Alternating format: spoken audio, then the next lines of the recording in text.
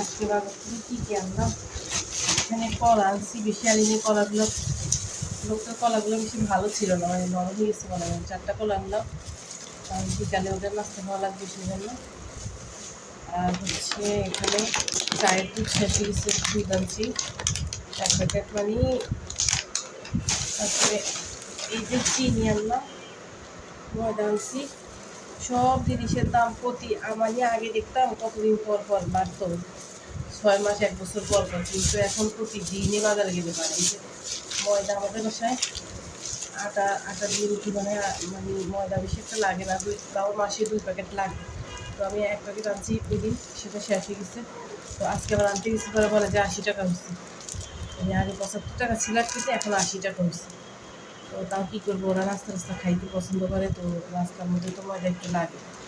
তো সেজন্য ময়দা নিয়ে আসলাম 1 কেজি।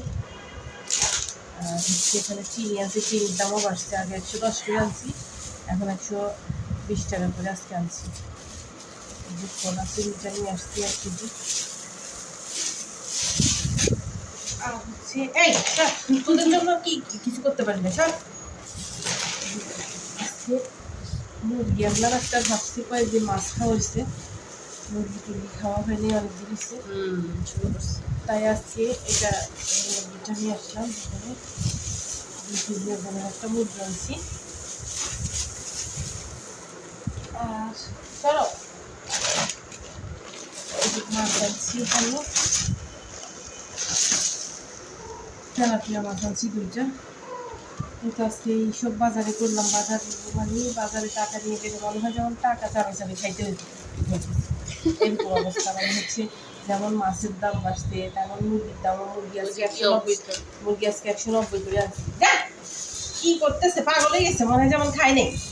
এই বাজার আনলে এরকম চারপাশে বসে থাকে। আর মুরগির দামও বাড়তি, তারপরে চিনির দাম বাড়তি, ময়দার দাম বাড়তি, সব আজকে যা আনছি সব 5 টাকা 10 টাকা বেশি বেশি দিয়ে আনতে হয়েছে। আমি বাজার কী করবো, টাকা দিয়ে বাজারে গেলে শুধু দেখা যায় যে টাকাই গেছে, অথচ মানে হচ্ছে বাজার কি কয়টা বাজার আনছি, 2000 টাকার বাজার নিয়ে আসলাম। যে কয়টা বাজার আনলাম, 2000 টাকার বাজার নিয়ে গেছে। চিনিগুলো ওরা মুখ দিয়ে করে ফেলবো, চিনিটা ঢুকে ফেলে। চিনিও শেষ হয়ে গেছে।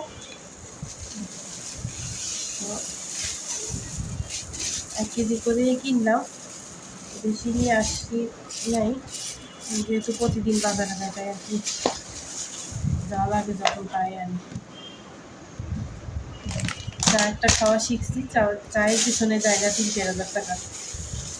তো এই বাজারে নিয়ে আসলাম আজকে। দেখেন আমার বাচ্চাগুলো কি করতেছে, আমি বাজারে যাইতে একবার এক্সাইটেড হয়ে যায়, মানে যাবে আমাদের জন্য খাবার আনবে, আবার আসার পরে ছোট বড় সবাই, এই তুমি লোক দিও না, এটা ছেড়ে যাবে। আসার পরে আবার ছোট বড় সবাই একত্র হয়ে যায়, কি আনছি দেখে ওরা আমাদের সাথে।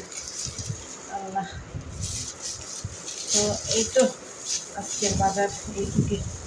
কলা আর চাইছিলাম 1 ডজন আনতে, ব্যাটার কলাগুলোকে আজকে সুন্দর না, বেশি পাকা। তো ভাবলাম যে আনলে তো আর 2 দিন রাখা যাবে না ঘরে, তাই আজকে যেন খেয়ে ফেলা যায় সেজন্যই কয়টা কলা নিয়ে আসছি। তো অবশ্য বাজারে এখন কলা অ্যাভেলেবেল পাওয়া যায়, কলার দাম একটু কিছুটা কম আছে।